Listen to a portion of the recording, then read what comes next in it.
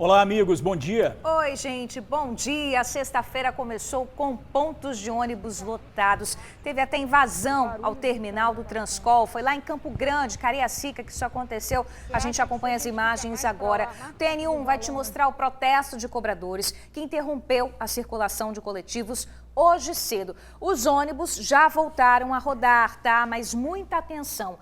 A categoria anunciou uma paralisação total da frota na próxima segunda-feira. Então fiquem atentos, tá? E a volta para casa hoje, será como é que fica? O TN1 vai te contar já já. Porque agora dá uma olhada nessa imagem. É a foto da bala que atingiu uma criança de 10 anos dentro de uma escola no bairro Pontal de Camburi, região de Jardim Camburi. Ela jogava handebol quando sentiu um impacto na cintura. Quando foi ver, era um tiro. Misericórdia, gente. A especulação que surgiu é que essa bala tenha saído de Andorinhas, bairro vizinho à escola e que vive em guerra, né? Pois é, os tiroteios são constantes e, segundo relatos, no mesmo horário em que a criança foi atingida, mais uma troca de tiros acontecia na comunidade.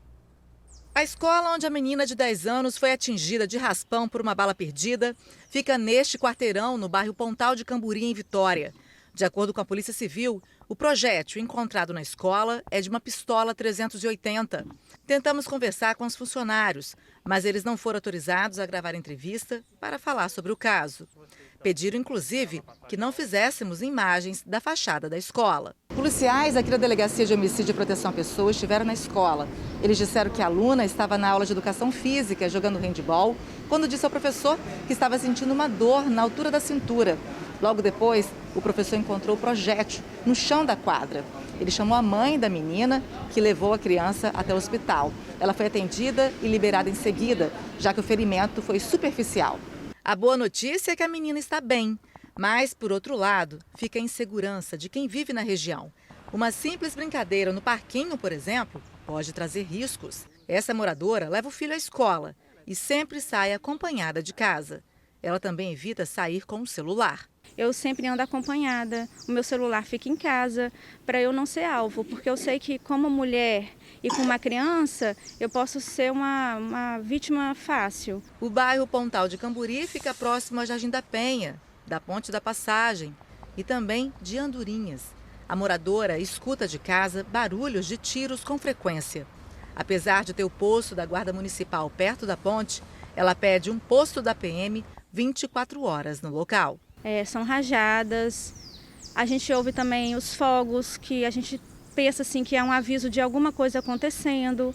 Então aqui tem a necessidade de ter um maior patrulhamento, maior atenção, até porque é um bairro que tem muita escola.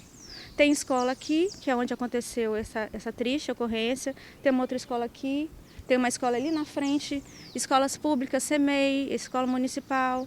Então assim, eu não entendo por que aqui não é uma prioridade, se é um bairro que circula tanta criança, tantas famílias. Quase que acontece uma tragédia, né? Sobre o pedido de mais policiamento ali no bairro, a PM afirma que há uma base fixa na saída da Ponte da Passagem. Em todo o bairro Jardim da Penha há o projeto Condomínio Monitorado e também o projeto Comércio Monitorado, em que, através do contato telefônico, os moradores e comerciantes podem alertar diretamente os policiais que atuam na companhia e informar sobre suspeitas ou crimes em andamento, agilizando, assim, o atendimento das ocorrências. A criança foi submetida a exame de lesão corporal no DML, onde ficou constatado o ferimento que foi provocado por projétil de arma de fogo. As investigações continuam para identificar a origem do disparo. Outros detalhes, por enquanto, não serão passados. Quem souber de alguma informação pode entrar em contato com o Disque Denúncia pelo 181, o sigilo é garantido. A gente segue no noticiário policial porque 3 jovens foram baleados durante um confronto de gangues rivais no Morro do Alagoano, em Vitória. Eles estavam em uma laje fazendo churrasco quando foram surpreendidos por integrantes de um grupo rival. O ataque aconteceu por volta das 10 horas da noite neste local, no Morro do Alagoano, em Vitória. As vítimas foram surpreendidas quando estavam em cima desta laje, que fica no Beco do Bim. Os disparos acertaram as paredes e fizeram vítimas. Foram tantos os tiros que os moradores tiveram tempo de gravar o áudio. Eu peço oração pelo meu beco aqui, irmão. Meu beco aqui tá uma guerra. Deve tanto tiro agora, tanto tiro, que eu só tô passando mal aqui dentro de casa. Eles estão no corre-corre pra baixo e pra cima, gritando. Eu tô apavorada. De acordo com as informações de testemunhas, a bateria que deu o ataque aqui subiu por essas vielas aqui do morro, passando por aqui, ó, e indo até mais adiante, onde um grupo de 6 a 10 pessoas estavam em cima de uma laje fazendo churrasco, bebendo e fumando. Pegos de surpresa, 3 deles foram baleados. Os feridos têm 17, 19 e 23 anos de idade. Uma quarta vítima teria sido socorrida por ter se machucado durante a fuga, mas não foi baleada. Porém, os moradores afirmaram que mais 3 pessoas foram atingidas pelos disparos. Num total de 6 feridos, 6 baleados. Porém, a polícia desconhece essas últimas vítimas. Os homens que deram ataque aqui subiram pela escadaria que tem acesso na Avenida Santo Antônio, sem que fossem percebidos. E por lá desceram, atirando, assustando os moradores. Estariam tendo cobertura de 2 veículos que estão sendo procurados pela polícia. Vamos chamar já a repórter Suzy Faria, que tem mais informações para a gente. Ô Suzy, esse grupo aí estava numa festinha particular e foi pego totalmente de surpresa, né? Boa tarde para você. Boa tarde, Jorge, Bruno e amigos do TN. Exatamente, estavam fazendo uma festa, estavam bebendo numa boa, em cima de uma laje, ninguém estava preocupado com nada. Quando de repente chega esses homens, em torno de 2 a 4, e atiraram para valer em cima dele. Teve muito morador ali que disse para mim que foram mais de 200 tiros. Bem, teve gente que teve tempo para poder gravar, como vocês ouviram aí, um áudio de vários disparos. Os moradores disseram ainda, como eu comentei na matéria, que não foram apenas 3, aqueles identificados pela polícia, baleados, que foram socorridos até o hospital, mas que tiveram outras 3 pessoas baleadas que não teriam procurado atendimento, no total de 6 baleados naquela situação.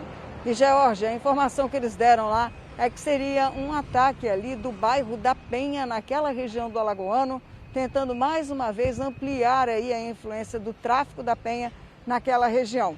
Eles vieram por um beco, desceram ali pela Avenida Santo Antônio, que fica bem perto da pracinha do Teatro Carmélia, por ali subiram, por ali desceram, atiraram várias vezes em direção também à casa dos moradores. Uma preocupação deles é que isso não estava acontecendo. O bairro do Alagoano estava pacificado há muito tempo e, de repente, volta a ter outro tipo de ataque, outro tipo de tiros, tiroteio, também com essas 3 vítimas aí que estavam em cima da laje. Nós fomos lá, meu amigo, encontramos, como vocês viram na matéria, várias cápsulas e vários disparos em toda a região ali do beco, conhecido como Beco do Bim. É com vocês aí no estúdio. Suzy, obrigada pelas informações, tá? Até daqui a pouquinho. Olha, gente, a Polícia Militar ocupou bairros da Grande São Pedro, em Vitória. Uma pessoa foi detida com drogas em pouco tempo de operação. Essa ação começou ontem e o objetivo é reduzir a violência ali na região, que tem sido intensa nos últimos dias. 80 militares em 25 viaturas participaram da operação em Nova Palestina e bairros vizinhos. A ação é devido aos constantes ataques entre traficantes rivais, que têm deixado várias vítimas na região. Usa as tropas especializadas do CPOS, MESP, CIOC, Batalhão de Trânsito Ambiental e Cavalaria, que nós estamos aqui numa área de recente ocorrência de troca de tiros e disputa do tráfico de drogas. Por isso que nós fazemos essa saturação com as tropas especializadas. Somente no mês de agosto foram registrados 4 homicídios em Nova Palestina. Entre as vítimas está João Lucas, morto com vários tiros no meio da rua. O crime aconteceu no dia 29 de agosto e ao meio-dia. Horas antes, o jovem gravou esses vídeos. Outra vítima foi Alejandro Fernandes de Oliveira, de 26 anos, assassinado no dia 27 do mês passado. Além dos crimes, ataques. No dia 23 de agosto, 2 pessoas ficaram feridas durante um confronto em Nova Palestina. Ainda em agosto, os alunos da escola Neuza Nunes Gonçalves, no bairro, ficaram 2 dias sem aula presencial devido aos tiroteios durante o dia. Um clima de medo. Ninguém quer falar sobre o problema. Na parede, recado que impõe o silêncio. Segundo o comandante da PM, o objetivo da operação é justamente controlar a violência no local. manter as operações na região e aí o Serviço de Inteligência da Polícia Militar, integrado com a Polícia Civil, identificar esses indivíduos, principalmente onde eles estão homicidados e cumprindo o mandado de busca e apreensão, irá prendê-los. A Polícia Militar não irá tolerar domínio de tráfico de drogas em vias públicas. Para isso, nós iremos literalmente, se for necessário, partirmos para o enfrentamento. A gente teve um acidente gravíssimo em Venda Nova do Imigrante. Um carro partiu ao meio depois de atingir um ônibus na BR-262. Hoje de madrugada, um homem morreu e outras 4 pessoas ficaram feridas e foram socorridas para hospitais. No coletivo, não houve vítimas. Os bombeiros foram acionados para atender a ocorrência. A pista ficou totalmente interditada para o trabalho de resgate e foi liberada por volta das 4 da manhã. A identidade da vítima ainda não foi divulgada pela polícia. E uma mulher foi atropelada por 2 carros na rodovia do Contorno, em Cariacica, na noite desta quinta-feira. Os moradores e motoristas disseram que o trecho do acidente está às escuras há dias e a insegurança é constante. Pode botar aí na reportagem. A mulher foi atropelada ao tentar atravessar a BR-101 na altura do bairro Vila Capixaba, em Cariacica. O acidente aconteceu bem perto da passarela, por volta de 7 horas da noite desta quinta-feira.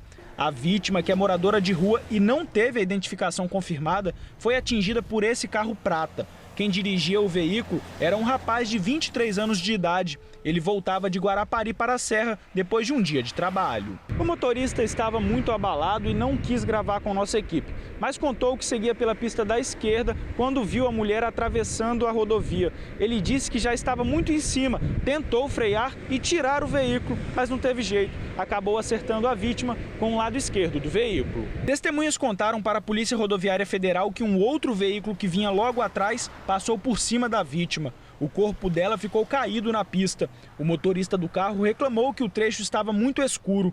Mesma reclamação de moradores que passam a noite pelo local. Eu chego do trabalho todo dia aqui, tá sempre escuro assim, né? Tem muito tempo que está aqui, os moradores falam que tá desde o dia que colocou a passarela, né? A gente foi informado que é porque os cabos de iluminação estão sendo roubados, mas assim, nada é feito. Segundo a Laíse, a passarela é muito escura e muitos moradores evitam utilizá-la. A passarela fica nessa escuridão, as pessoas têm medo de passar ali, por medo de assalto, e acaba que algumas pessoas se arriscam passando pela pista, né?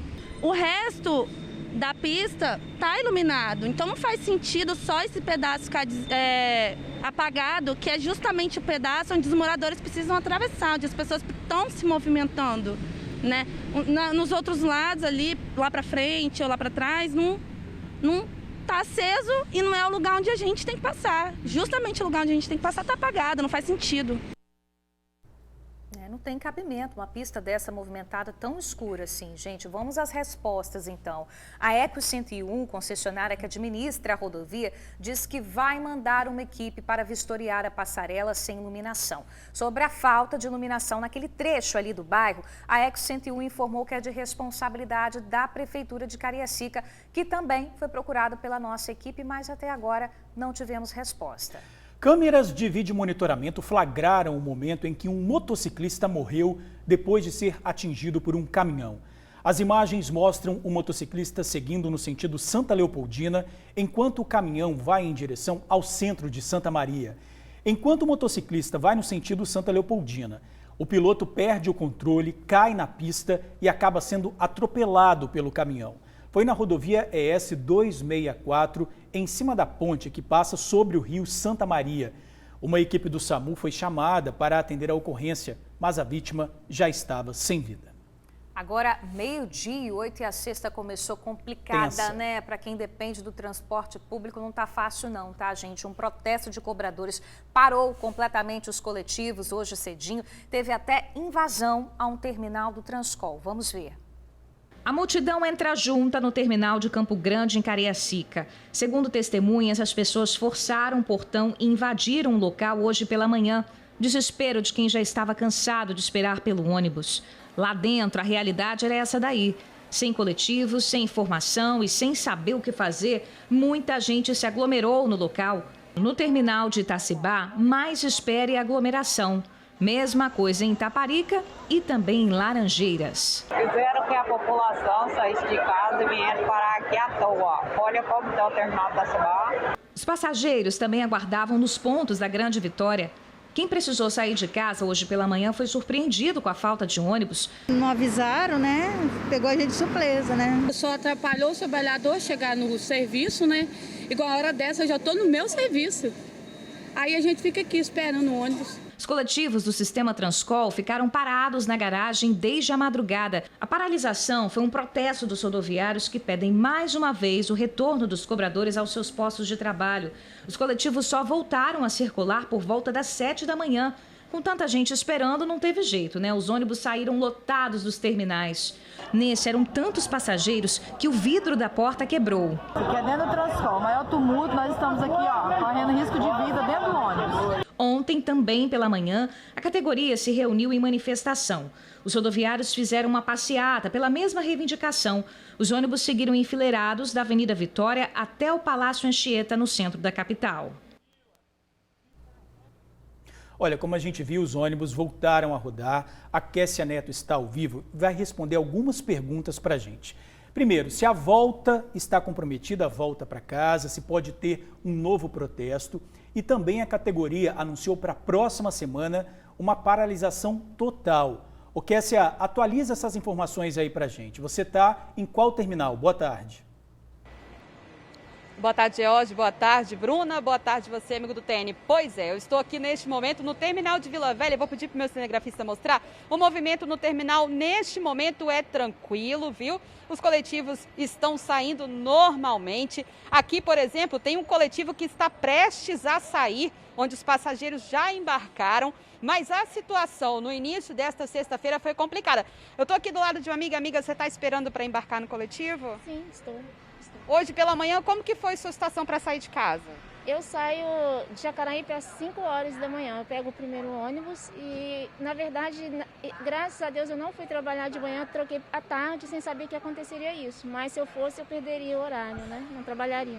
Então a volta para casa, de fato, vai ficar assim, né? Anormal para um dia normal, não é isso? Eu estou, assim, preocupada, né? Se vai dar tudo certo até o final da tarde para eu voltar. Mas até o momento está tudo normalizado agora, certo?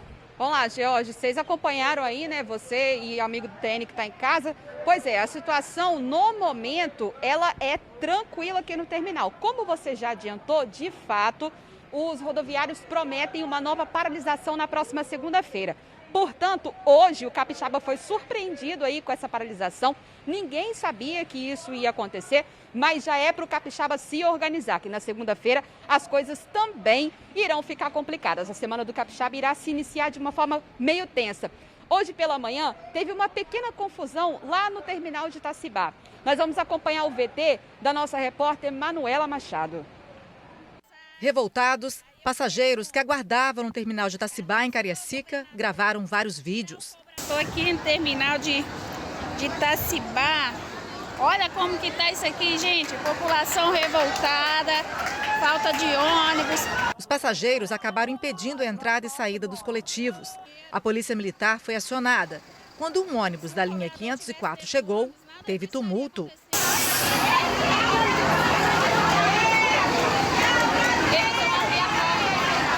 O ônibus já estava lotado, mas como uma porta do coletivo havia sido quebrada, todos tiveram que descer. O vídeo também mostra os estilhaços no chão. Segundo a Polícia Militar, a confusão começou porque o movimento tinha acabado já por volta das 7 da manhã. Só que quem pega a linha 504, que é a única linha que vai para o município da Serra, ainda aguardava por um período, porque o ônibus iria sair lá da garagem, que fica no município da Serra. Estava demorando para chegar até aqui. Revoltados, os passageiros fizeram um protesto e fecharam a entrada e saída aqui do terminal. E com a chegada da Polícia Militar, houve uma conversa e eles liberaram outros ônibus para seguirem para a Serra. Foi quando a manifestação dos passageiros terminou. Mesmo com a situação normalizada, por volta das 9 horas, quem aguardava na fila reclamava da demora do ônibus e dos transtornos causados pela manifestação dos motoristas. Pego de surpresa, né? Porque 5h30 da manhã eu estava no ponto lá aguardando. Aí eu até liguei para a empresa lá, para o encarregado, que não tinha ônibus no bairro. Aí quando deu 9h40, passou primeiro lá, eu peguei e desci até aqui. Aí já saiu 2,505, 2,506 está saindo e o 504 até agora não saiu. Estamos aguardando. Já avisei lá na empresa lá que Eu já estava no ônibus, mas do bairro até aqui, né? Daqui para lá que está demorando. Atrapalhou um pouquinho, né? Mas graças a Deus já resolveu, agora vai dar jeito. Finalmente o ônibus chegou e já saiu cheio de passageiros. Pois é, vocês acompanharam aí o VT da nossa repórter, a Manuela Machado, que mostrou um pouco da situação em um dos terminais aqui da Grande Vitória. A situação, de fato, hoje foi bem complicada, viu? Nossa produção fez contato com a Secretaria de Mobilidade Urbana do Governo do Estado, que nos enviou um vídeo. O secretário, o Fábio Damasceno, classificou a atitude dos rodoviários hoje como irresponsável e adianta que esse ano os cobradores não retornam. Vamos acompanhar.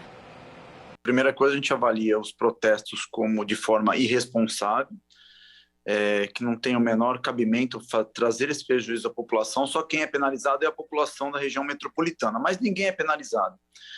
Todo o diálogo foi aberto, então nós fazemos várias reuniões, inclusive no próprio Tribunal Regional do Trabalho. Todas as ações foram acompanhadas junto com o sindicato, desde a retirada, a chegada dos novos ônibus com ar-condicionado, toda a parte de requalificação desses profissionais, como fiscais, mecânicos, motoristas de ônibus, o lançamento do CNH Requalifica com 1.500 carteiras de motoristas para moto e automóveis, o próprio plano de demissão voluntária, enfim. Secretário, existe alguma previsão de retorno dos cobradores às atividades? Existe uma previsão, sim. Nós estamos viemos conversando com o sindicato, antes até dessas paralisações que foram feitas de forma abrupta. A previsão ainda, nós precisamos acabar a pandemia. Então, a gente precisa finalizar aí o ano de 2021 neste formato, para que em 2022 a gente tenha uma nova concepção de cobradores.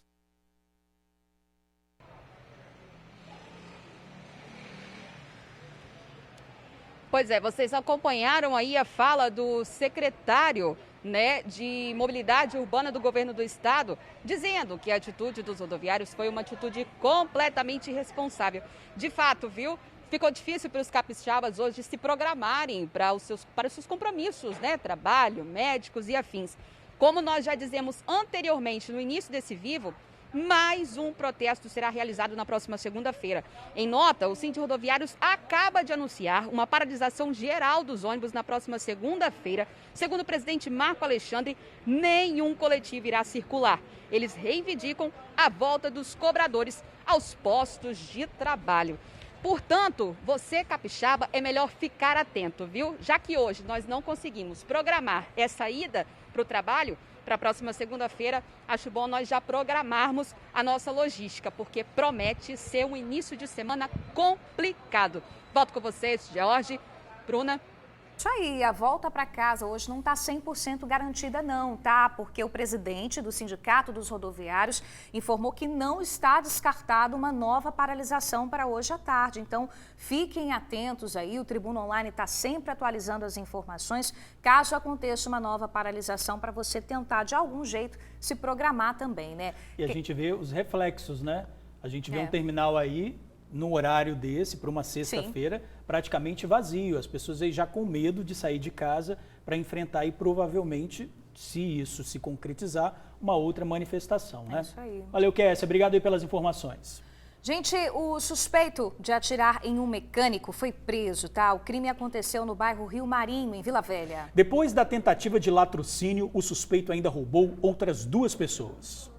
Na residência dele, em Sotelândia, Cariacica, os policiais apreenderam uma metralhadora caseira semi-industrial, 78 munições, R$4.000 em dinheiro, relógios, cordão e o revólver calibre 32, que ele teria usado para cometer a tentativa de latrocínio, além de um assalto. Os 2 crimes aconteceram horas antes da prisão. Primeiro, o jovem teria assaltado e atirado em um mecânico, na oficina que fica em Rio Marinho, Vila Velha. Em seguida, ele roubou uma bicicleta e R$100 de um senhor que passava pelo bairro.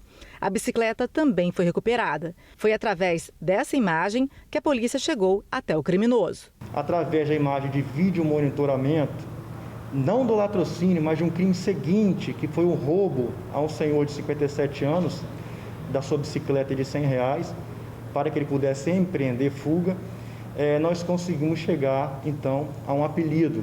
E com base nesse apelido, a equipe trabalhou em campo e conseguiu descobrir quem era o autor dessa tentativa de latrocínio. Após ser preso, o suspeito admitiu que guardava a metralhadora para traficantes de Vila Velha e negou ter atirado no mecânico. Mas as vítimas o reconheceram. Segundo a polícia, o mecânico estava sozinho na oficina quando foi surpreendido pelo criminoso armado, que entrou pedindo o cordão de ouro dele e mais dinheiro.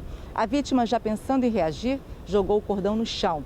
Quando o assaltante pegou o cordão, os dois entraram em luta corporal.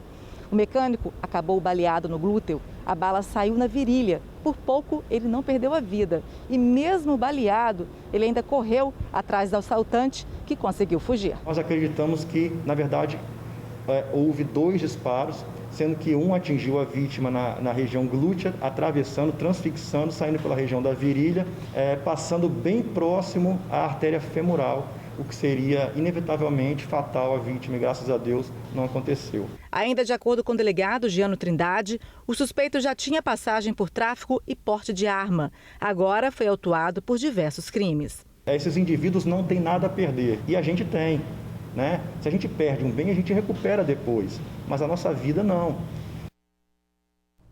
12h21. Os espertos, ou melhor, os criminosos, sempre inventando um jeito de ganhar dinheiro por vias tortas, né?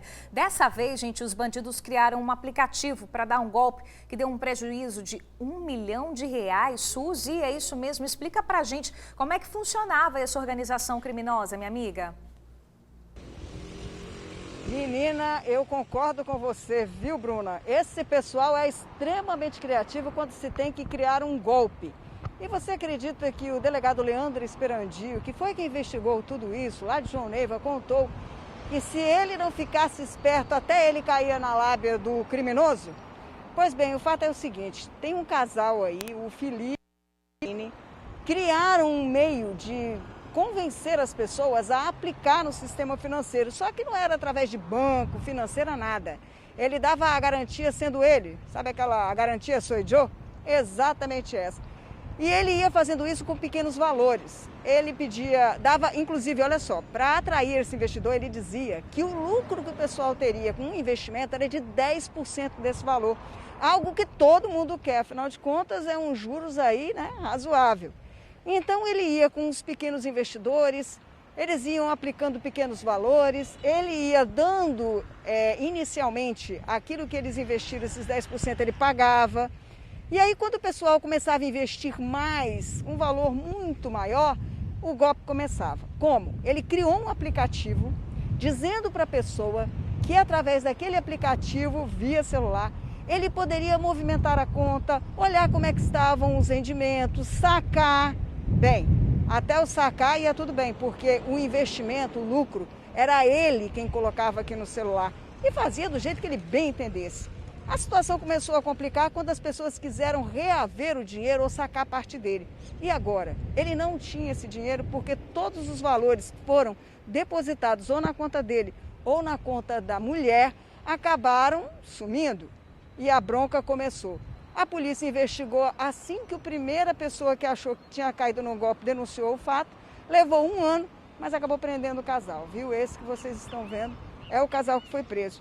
E o delegado Leandro Esperandio explica um pouco sobre essa investigação. Vamos ouvir.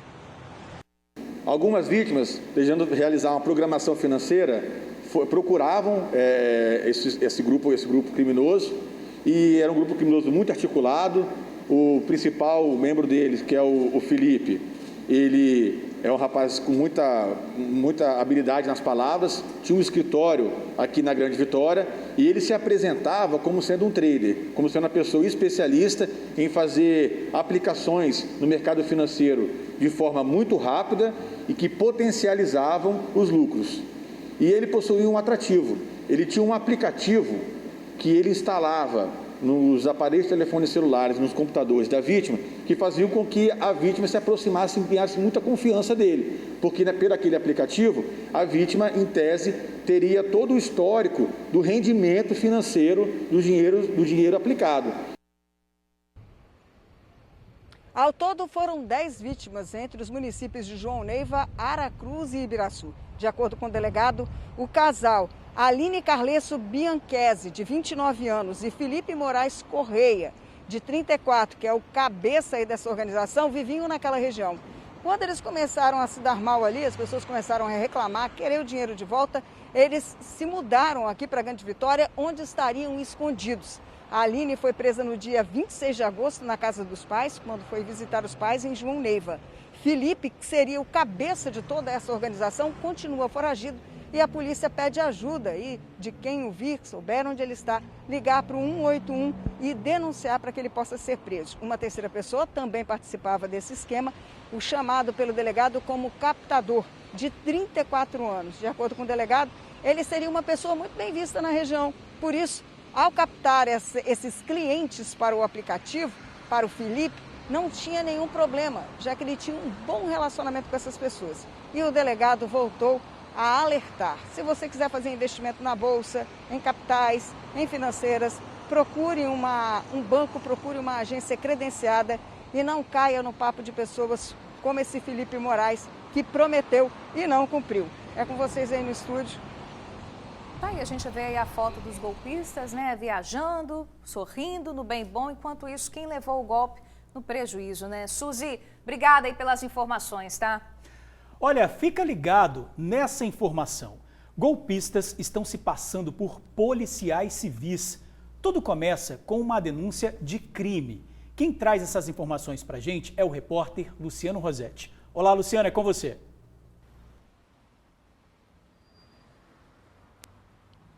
Exatamente, Jorge, Bruna, amigo do TN, boa tarde para todo mundo. Isso mesmo que vocês acabaram de falar, né? Os criminosos, eles se passam por policiais e ligam para a vítima, entram em contato com a vítima, dizendo que ela está sendo investigada por crime de pedofilia.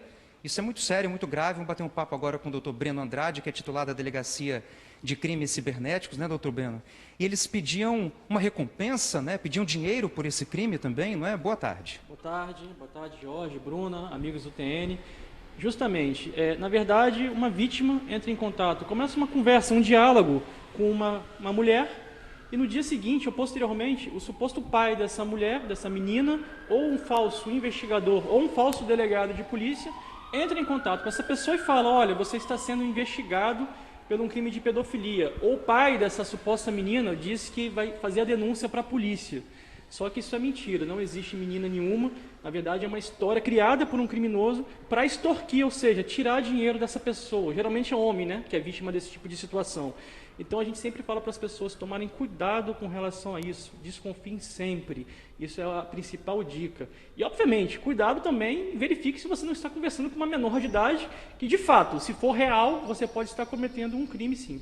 E aquela coisa, né? Pediu dinheiro, desconfia, porque, claro, polícia não pede dinheiro para ninguém, né, doutor? Pedir dinheiro, desconfie sempre, e esse crime é cometido que a gente observa aqui na unidade, a gente recebe vários crimes nesse sentido, são sempre DDDs do Rio Grande do Sul, 51 ou 55. Então, se você receber um pedido com esse DDD, desconfie muito, bastante. E outra coisa que eu sempre falo, um investigador de polícia, um delegado de polícia, infelizmente, se ele for corrupto, eu digo infelizmente porque isso é lamentável, mas ninguém vai pedir propina pelo aplicativo que fica registrado. Ninguém vai escrever no WhatsApp isso, para gerar prova contra ele mesmo. Então isso não existe. E a gente verifica alguns casos que os bandidos usam fotos de investigadores, de delegados, até pessoas reais, com a foto, com a camisa da polícia, às vezes atrás com um banner da polícia. E a gente já teve contato com esses colegas que têm a imagem utilizada indevidamente, eles estão investigando isso. A grande maioria desses criminosos estão localizados no Rio Grande do Sul, mas a polícia de lá está atenta e está investigando. Então desconfie sempre, não transfira dinheiro, registre o seu boletim de ocorrência, você pode registrar presencialmente aqui na delegacia ou pela internet também através da Delegacia Online S, ou ainda pela delegacia mais próxima do seu bairro. E é sempre importante falar também, leve todos os prints, a materialidade, toda a conversa que você trocou com essa pessoa. Se você transferiu algum valor, também traga os comprovantes de depósito, mas principalmente, não transfira dinheiro. A gente sempre conta com a participação aqui da imprensa de vocês, mas infelizmente as pessoas continuam caindo nesse tipo de golpe, nesse tipo de situação. Então é muito importante também esse trabalho preventivo que a gente realiza aqui na delegacia. E como é que andam as investigações, delegado? Alguém foi identificado dessa quadrilha, dessa organização criminosa, né? A gente tem uma investigação aqui, a investigação é sigilosa, mas o que eu posso adiantar? é plenamente possível identificar essas pessoas. Agora, eu sou muito sincero com todo mundo.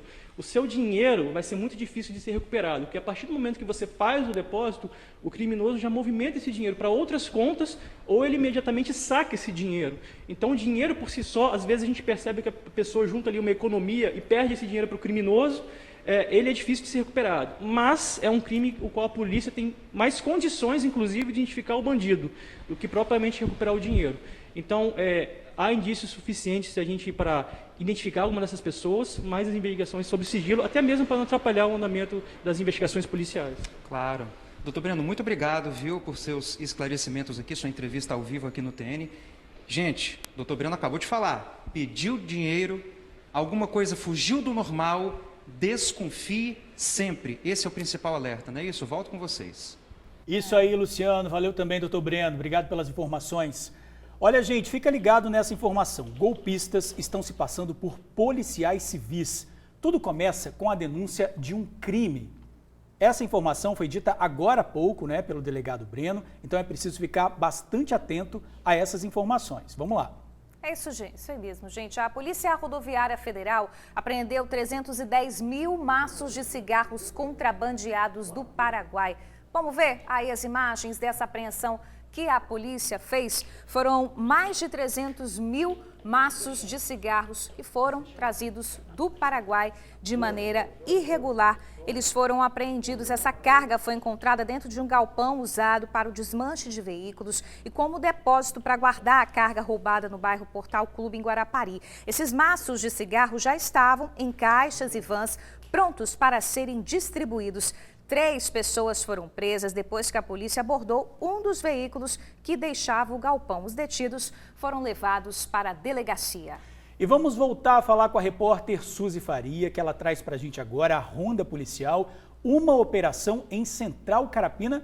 Na verdade, foi uma mega operação que foi realizada lá, né, Suzy? Teve até helicóptero. Voltamos com você.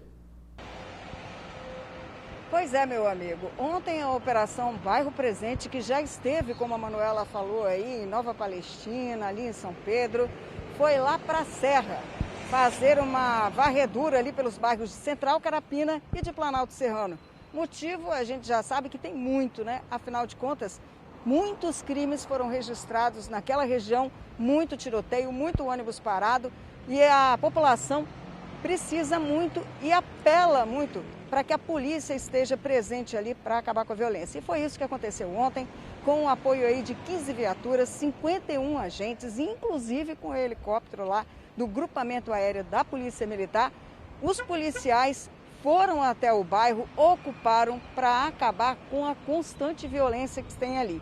Vocês podem observar aí a polícia agindo, fazendo aí a revista em pessoas, veículos, averiguando aí rua após rua, porque esses bairros estão sendo aqueles que dentro da serra requerem aí uma atenção muito maior da Polícia Militar, Civil, enfim, de todo o staff aí. Inclusive participaram dessa operação, viu, George e Bruna? Também a Polícia Rodoviária Federal, tá? Eles estiveram aí para dar todo esse suporte e segurança aos moradores. A gente gostaria muito de parabenizar a CESP por essa operação presente, né, que estava aí, essa operação presença em estado presente, que a população daí agradece, porque eles apelam, viu? E nós já vimos aí situações como o tiroteio que aconteceu perto do centro de saúde, pessoas se abaixando com medo, em plena saída de crianças da escola, da creche, crianças muito pequenas que poderiam ter sido vítimas de balas perdidas aí, como foi essa que nós mostramos lá no bairro de Jardim da Penha aí, que pode ou não ter vindo do bairro de Andorinhas. Então, a CESP fez essa operação ontem nesses 2 bairros, 51 agentes, 15 viaturas, o helicóptero da Polícia Militar, que assustou muita gente, que nos grupos sociais a gente via, todo mundo querendo saber o que estava acontecendo, se tinha acontecido algum crime. Não, era uma operação para coibir a violência no bairro. George, Bruna. Ô Suzy, você tem alguma mais informação aí da ronda policial pra gente? Sim, nós temos uma situação bem curiosa que aconteceu no bairro de Itapimirim ontem à tarde por volta das 4 horas. A Polícia Militar recebeu a informação de que dentro de um supermercado lá em Itaipava tinha um carro que seria clonado ou roubado. Os policiais foram averiguar a denúncia. e acabaram encontrando um Jeep Renegade lá. Ao fazer a verificação, descobriram que a documentação estava irregular e foram atrás do dono. Outra denúncia anônima dizia que o proprietário daquele carro estaria em uma caminhonete indo em direção a um outro município da região. Pois bem, os policiais foram até o cerco, viram o carro, fizeram um outro cerco na região, pararam o veículo e encontraram um casal. Bem, no desenrolar de toda essa situação, eles foram até o sítio do casal, encontraram, se eu não me engano, eram munições de 9 milímetros dentro do carro, carregador, e foram atrás do sítio, em que o proprietário, tanto do veículo, dizia que naquele sítio ele tinha uma arma. Os policiais foram lá averiguar. Chegaram lá e encontraram dentro do cofre R$89 mil e mais R$9 mil dentro do carro onde esse casal estava. Um total de quase R$100 mil em dinheiro, que não teve, até agora, que nós soubemos, a origem esclarecida. Essa pessoa que foi presa ocupa um cargo de chefia dentro do município ali da prefeitura de Itapimirim. Os policiais acabaram tendo a ajuda de um policial rodoviário federal que é perito e descobriram que o Jeep Renegade era um clone, estava com o chassi adulterado.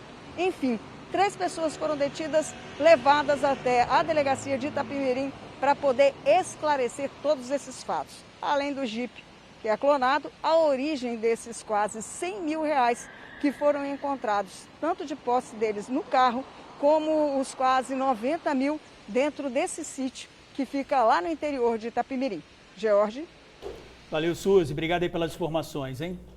Olha, gente, o assunto agora é a conta de energia, que está cada vez mais alta, Nossa, né? Ninguém está aguentando, gente, a falta de água nos reservatórios, a situação fica cada vez pior, né? A boa notícia, fique atento, é que vai ter um bônus para quem conseguir economizar. Vamos entender como funciona esse desconto, porque realmente está pesado pagar a conta no fim do mês. Tem consumidor cortando tudo que pode. Na casa da Jô, as medidas foram drásticas. A gente teve que entrar no radical, porque o consumo da gente já era muito alto e com esse aumento aí a gente tirou tudo que a gente acha que não é necessário. Na residência vivem 8 pessoas. A TV na sala e na área comum foram retiradas e agora é só no quarto e com horário. As luzes ficam apagadas a todo o tempo e são acesas somente quando necessário. Até os tapetes da casa foram guardados para evitar a utilização do aspirador e da máquina de lavar. Tirei os tapetes também, quase todos de uso, por enquanto, para ver se a gente controla o consumo. Micro-ondas, né? Eu acho que era uma coisa que faz falta, mas a gente teve que cortar. Banho, né? O banho, porque filho adolescente, muito tempo no banho. Então, nós tivemos que tirar o chuveiro. Por isso que a gente radicalizou. E as TV em área comum. A gente manteve mais o TV e A no quarto, porque a gente tem um horário e o restante a gente teve que tirar. E além de dona de casa, a Jô é empresária. E as regras também valem aqui para a loja, não é isso, Jô? Sim. Aqui a gente diminuiu o horário de atendimento durante essa crise de energia. Estamos de 9 às 18. O ar-condicionado a gente também só está ligando 13 horas. Tá? A parte da manhã é mais fresco, então a gente fica com os ventiladores. As luzes também, em alguns ambientes, a gente tem mantido mais desligada. E estamos assim, no máximo aqui, total de economia. A conta de energia teve um aumento de 5% no mês de agosto, um reajuste de 52% aplicado no mês de julho sobre a bandeira tarifária vermelha. O valor, que era de R$ 6,24, deu um salto para R$ 9,49 a cada 100 kW consumidos. Criada em 2015, a bandeira tarifária é um sistema de cobrança adicional nas contas de energia sempre que aumenta o custo de produção no país. Suspensa por 6 meses no ano de 2020, ela foi retomada em dezembro e desde então não para de deixar a conta mais salgada. O que muitos não sabem é que o programa de incentivo à redução voluntária do consumo de energia dará um bônus para quem economizar. A iniciativa entrou em vigor no último dia 1º e deve durar até o mês de dezembro. E vale para quem economizar de 10% a 20% na conta de energia. O bônus consiste em R$ 50 para cada 100 quilowatts economizados. Nós estamos atravessando uma crise com relação ao abastecimento de energia elétrica. A principal causa dessa crise é a seca mais severa de nossa história. Para enfrentar uma situação como essa, enfim, de alto risco, o governo está tomando iniciativa em duas frentes. Uma delas na frente da oferta de energia. O esforço para ampliar a oferta de energia por mais caro que custe. A outra frente é do lado do consumo de energia, né? Um incentivo para que cada um de nós, consumidores de energia, possa usar a energia elétrica e se beneficiar do uso de energia elétrica da forma mais eficiente possível. Mas como economizar com medidas simples? Não colocar alimentos quentes dentro da geladeira, verificar sempre as borrachas de vedação e descongelar regularmente essa geladeira ou freezer.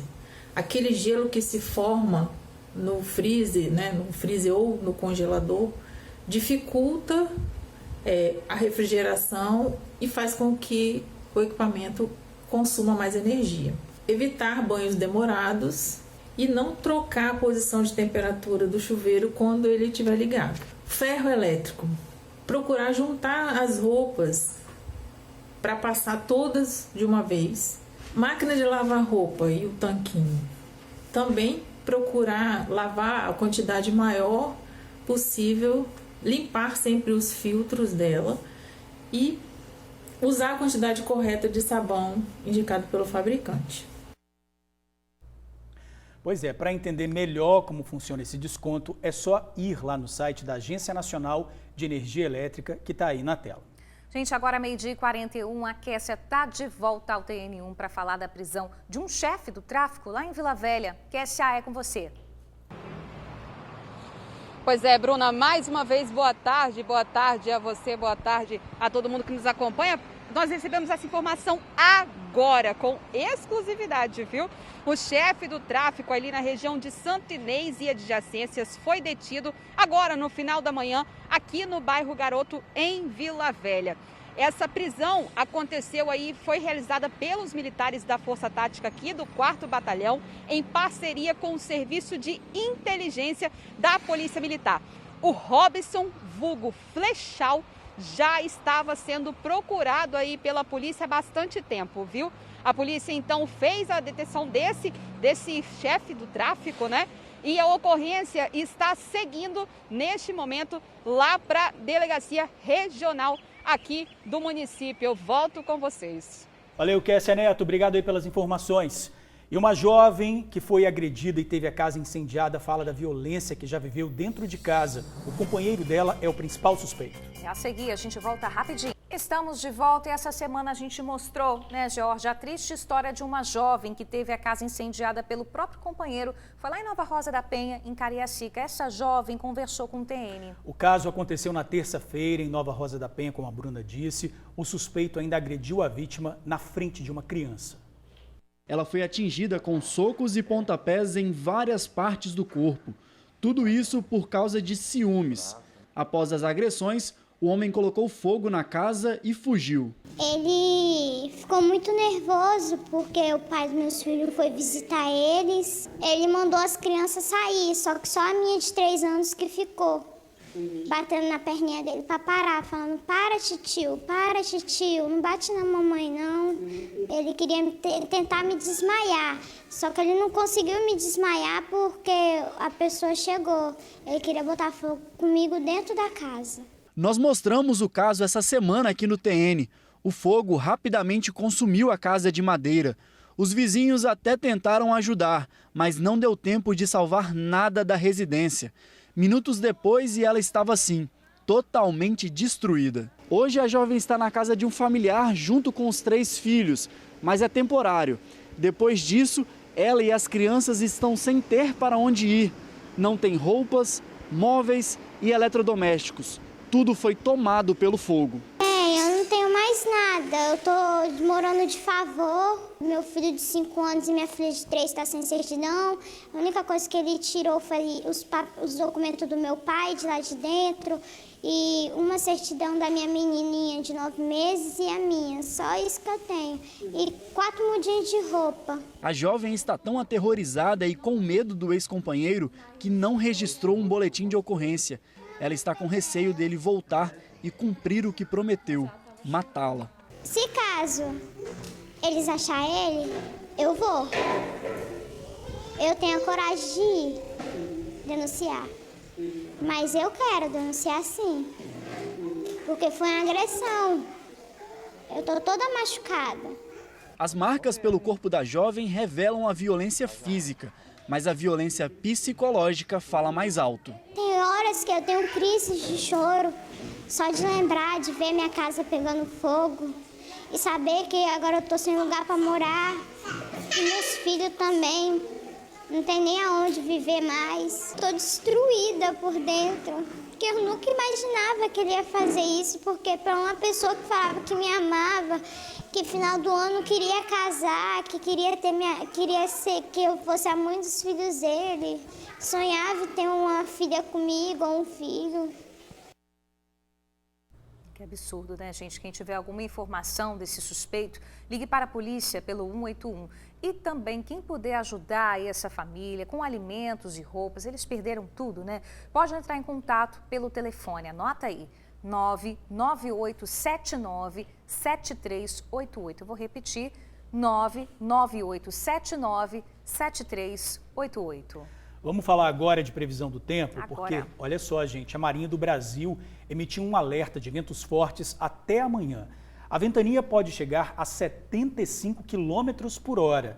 Cidades da Grande Vitória e do sul do estado podem ser atingidas. E o sabadão, hein? Como é que fica? Pode ter chuva rápida no período da manhã no litoral capixaba, mas o domingo promete ser de sol e sem previsão de chuva. Aqui no Espírito Santo, a máxima vai ser de 26 graus e a mínima de 23.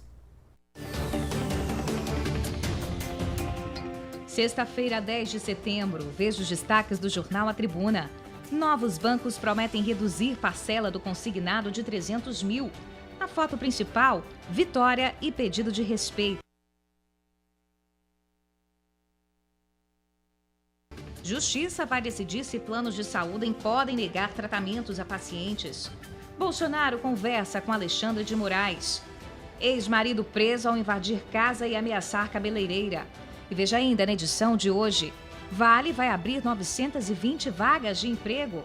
Crianças dão mensagens de otimismo para vizinhos. E no caderno AT2, osso duro bom de comer.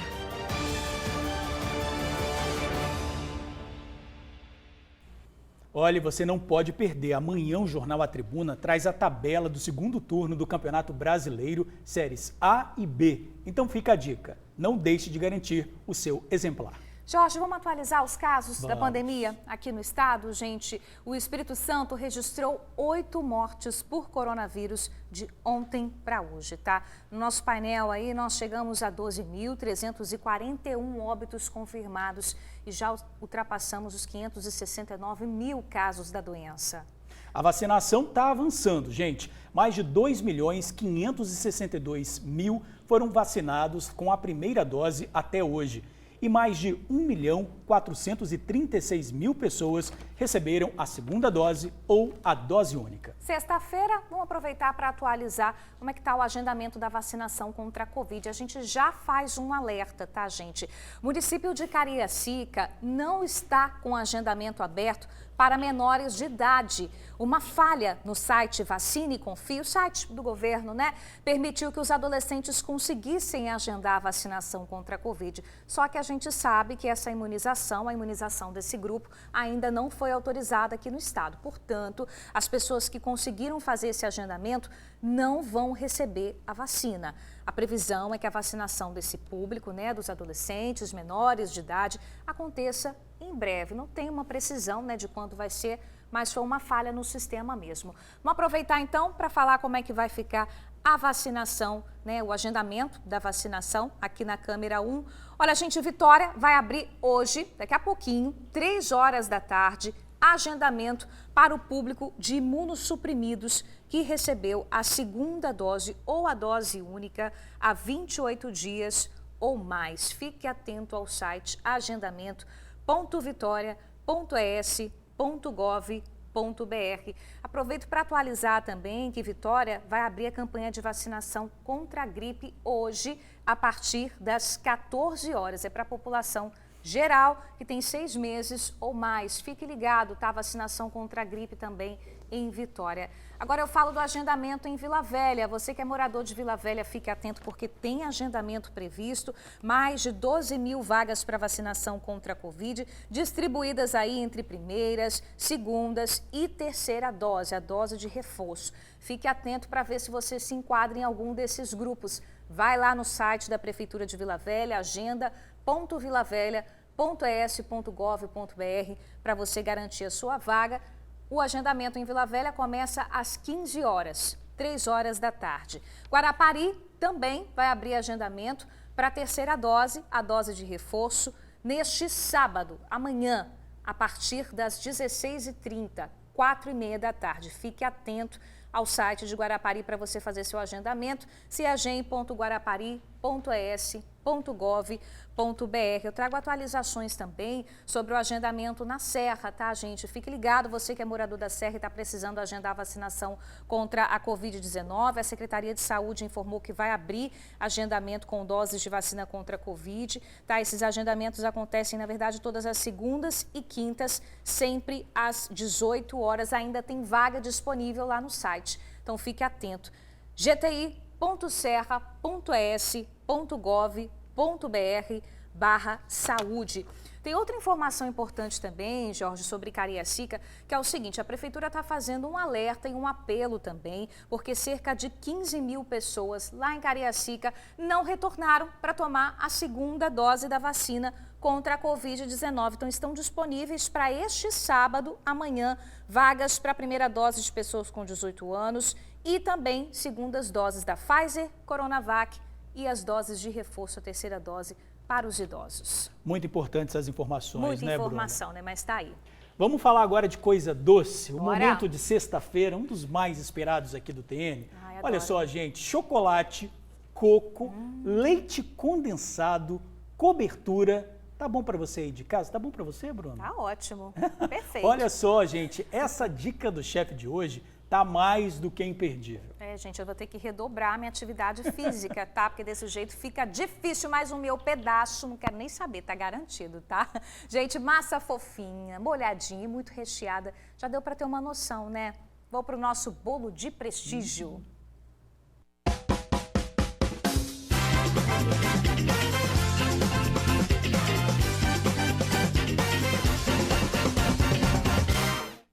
Dica do chefe hoje é com a Adriana. Gente, a Adriana é formada em Direito, estuda para concurso público, é voluntária no projeto social e faz doce para vender. É isso mesmo, Adriana, acertei tudo? É isso mesmo. Eu acho que hoje não dá para ficar parada e a gente tem que se reinventar, se adaptar ao tempo, ao que vem acontecendo. E o bolo surgiu como uma fonte de renda e acabou se tornando uma grande paixão, né?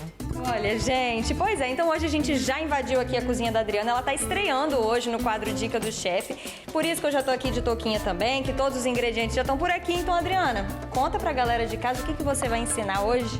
Um bolo de prestígio com massa de cacau bem molhadinho, delicioso, sucesso aqui.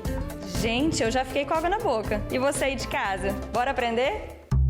Primeiro vamos aos ingredientes, anota aí. 3 colheres de sopa de margarina, 2 xícaras de farinha de trigo, 2 xícaras de açúcar, 1 xícara de leite integral, 1 colher de sobremesa de bicarbonato de sódio, 3 colheres de sopa de cacau, 4 ovos, 1 colher de sopa de fermento em pó. Agora para o recheio: 2 caixas de creme de leite, 2 caixas de leite condensado, 400 gramas de coco fresco, 2 colheres de sopa de chocolate 50%. Vamos ao passo a passo. Coloque os ovos em uma vasilha, depois o açúcar e em seguida a margarina. Agora bata esses ingredientes até você sentir que misturou tudo. Despeje o restante, o cacau em pó, o trigo e o leite. Bata com cuidado. Depois que a massa ficar bem homogênea, você pode acrescentar o bicarbonato de sódio. Ele ajuda a massa a ficar fofinha. E depois o fermento. Agora é hora de colocar na forma untada. E bora pro forno. Em média uns 40 minutos, tá? A 200 graus. E enquanto o bolo assa, vamos pro recheio. Em uma panela despeje o creme de leite, o leite condensado e o coco fresco. Misture e leve ao fogo baixo. Mexa sempre. Enquanto a Adriana está aqui mexendo, preparando o recheio, a gente vai então saber um pouquinho mais da história dela com a culinária, com o doce. Adriana, conta pra gente então, como é que você começou na confeitaria? E na verdade a confeitaria surgiu para poder custear, né, os meus custos com a faculdade, os gastos que eu tinha. Só o estágio não dava. E aí eu comecei a fazer bolo de saquinho mesmo, né, aquele mais fácil. E só depois de muito tempo que eu comecei a fazer a minha própria massa. Beijinho pronto. O ponto é quando ele desgruda da panela, tá?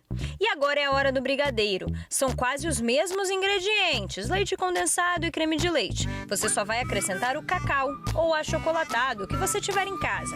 Mexa na panela e leve ao fogo baixo também até dar o ponto de brigadeiro. Esse aqui. Reserve os 2 recheios e vá checar o bolo. Por aqui já tá assado e a Adriana vira o bolo quente mesmo. Dá certo. Agora bora rechear? Corte o bolo em camadas, quantas você quiser. Agora na mesma forma em que o bolo foi assado, você vai rechear. O segredo tá nas sacolas. Abra uma sacola transparente mesmo, dessas de supermercado, com uma tesoura e coloque por cima da forma. Depois ajeita dentro dela. Vai ficar assim, ó. Agora vai montando. A cada camada você molha o bolo e acrescenta o recheio. Um pouco de beijinho, um pouco de brigadeiro e assim vai. Mais uma camada, até a última. Prensa bem. Depois fecha a sacola e aí é 8 horas na geladeira. Fica assim. Para finalizar, a Adriana fez uma calda e colocou o coco em flocos. Gente, agora chegou aquela hora que eu nem gosto. Nem gosto, né, Adriana? Não, mentira, gente, eu amo. Eu amo essa parte da dica do chefe é a melhor que tem. Que é a hora de experimentar, então, essa delícia, esse bolo de prestígio.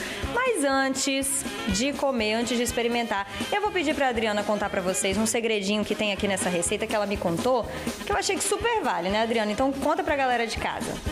Na hora de molhar o bolo, né, e é bom também para não desperdiçar nada, você joga água filtrada dentro da caixinha do leite condensado ou da latinha, chacoalha, e aí você consegue molhar o bolo. Ao mesmo tempo que você consegue deixar o seu bolo bem molhadinho, você consegue também aproveitar tudo. Olha, gente, deve ficar uma delícia, hein? Vamos ver? Agora! Eu tô com fome, quero merendar.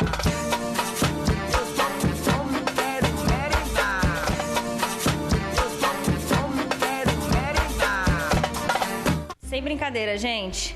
Sensacional. Adriana, conta pra galera de casa, você faz encomenda desse bolo, o pessoal pode te procurar, você vende a fatia também, como é que é? Esse bolo aqui eu vendo por quilo, né? Também faço ele no modelo caseirinho, faço no modelo fatia, do jeito que o cliente quiser. É só encomendar? Só encomendar. É isso então, gente. Quem quiser encomendar, procura a Adriana. A gente vai deixar o telefone dela aqui pra você. Entra também no Instagram. Qual que é o Instagram? Divino Doce _ES.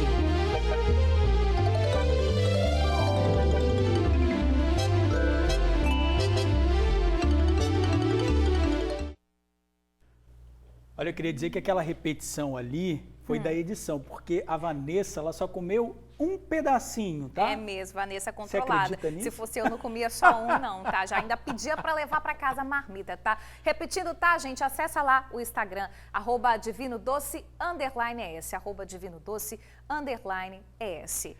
E agora, hein, gente? Nós vamos ao vivo, então, lá com o Luciano, que está com moradores de Jucutuquara, em Vitória, que prometem fazer um protesto toda sexta-feira. É um pedido de segurança, né, Luciano? Voltamos com você.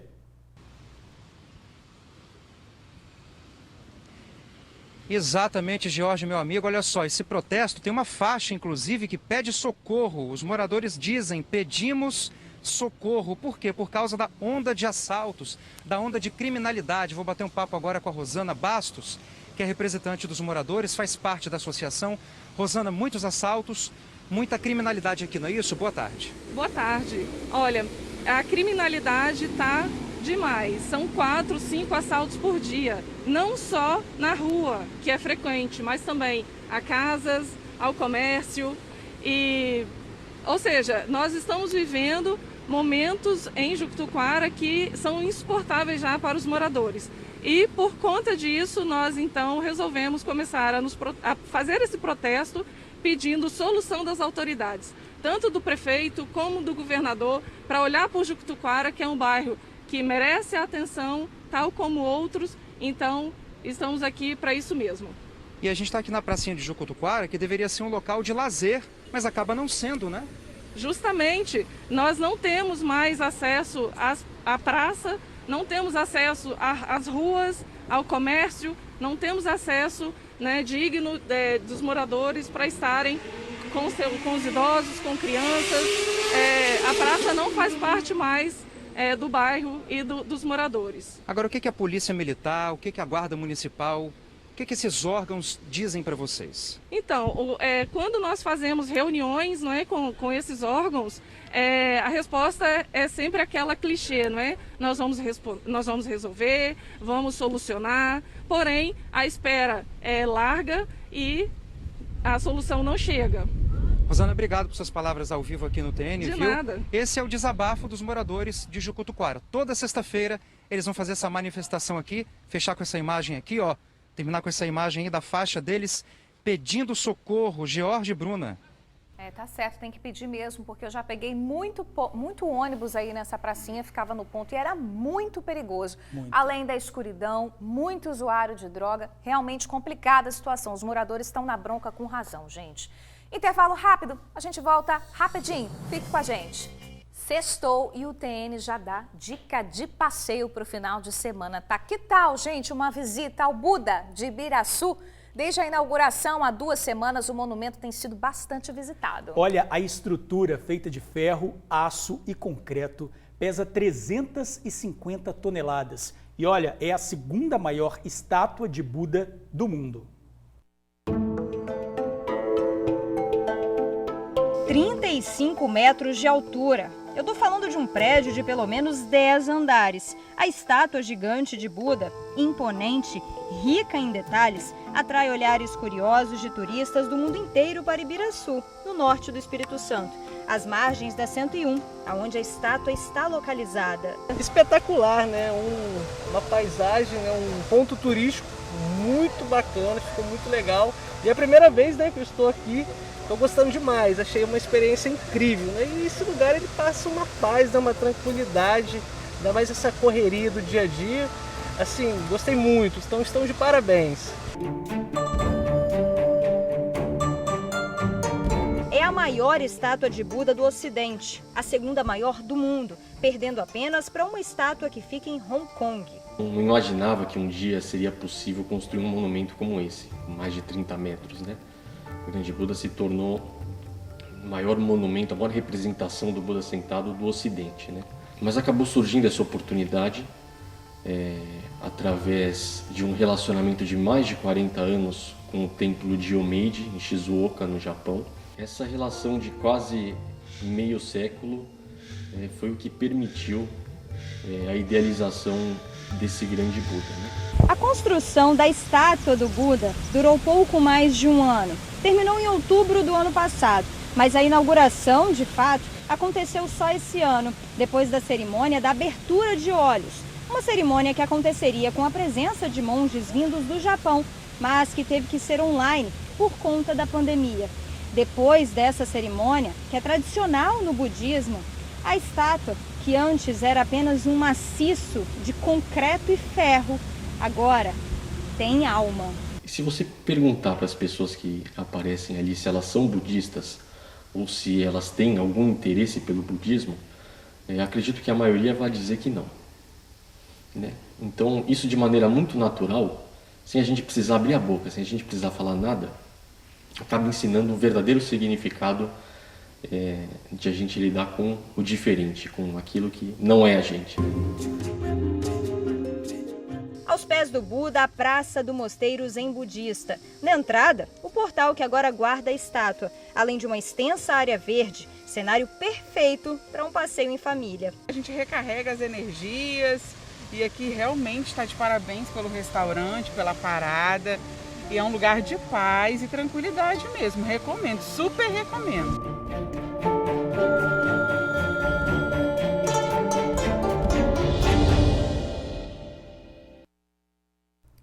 Já acionamos o nosso Buda interno, o George está aqui meditando, eu vou dar o serviço para vocês, tá, gente? A visita ao Buda pode ser feita em qualquer horário e é de graça, tá? Reforçando, a estátua fica às margens da BR-101, em Ibiraçu. Tá na hora de encerrar o TN1 dessa sexta. Paz, amor e diversidade, é isso que a gente precisa. É isso que a gente precisa, de muita paz. Beijo enorme para vocês. Amanhã o Jorge tá de plantão, mas eu tô de folga, tranquilinha. Beijo, até segunda. Tchau, gente.